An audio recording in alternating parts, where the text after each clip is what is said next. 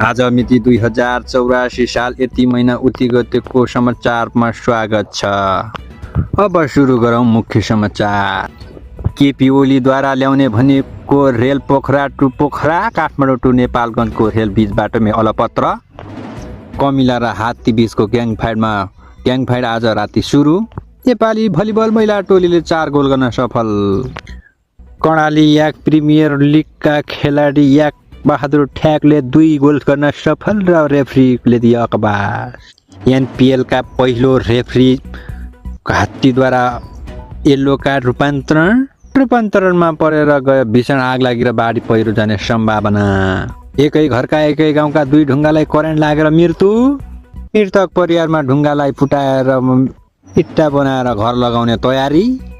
अब सुन्नुहोस् मौसम समाचार। आज राति बिहानै परेको आगलागीबाट विभिन्न ठाउँमा पानी परेको हुँदा तल जमिनबाट आकाशतर्फ आगो सल्किने क्रम जारी भएको भन्दै नेकपाका पार्टीका सदस्य सुबीर सुनापका सभापति एवं पूर्व सभापति महावीर कुकराधीश्वर शाहको अन्त्येष्टि हुन गइरहेको भन्ने महावीरले भन्नुभएको जनाएको छ।